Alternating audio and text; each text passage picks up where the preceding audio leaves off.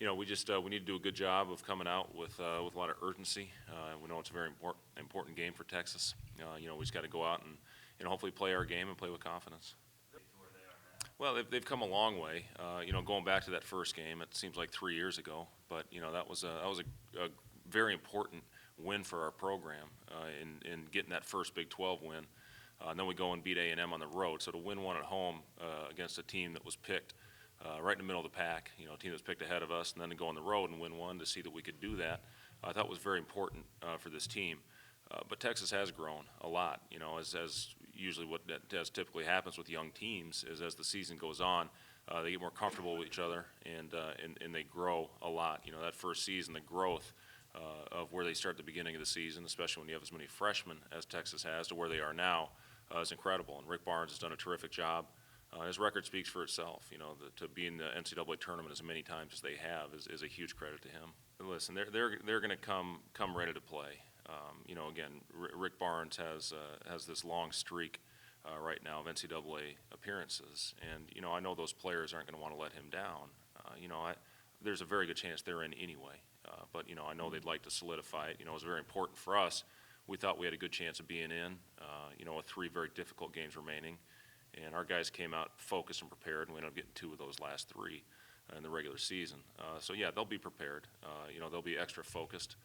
We just, we need to do a good job going out there and matching that. I mean, they're going to be hungry. I mean, but so are we. I mean, we're fighting for stuff too. I think that, we all, I mean, they beat us last time. We realize how good of a team they are. They're, capable of, winning this tournament. So, we know, what type of team is going to be coming in. But like I said, we're fighting for things too. We got, a lot of goals still ahead of us that we want to accomplish, and that's the next step to trying to attain that goal is playing against Texas. So I think we'll be hungry as well. We've played each other twice, like you said, so we're familiar with one another. I expect it to be a dogfight. This is postseason play. This is what it's all about. I think both teams realize what's at stake, and this is why we play.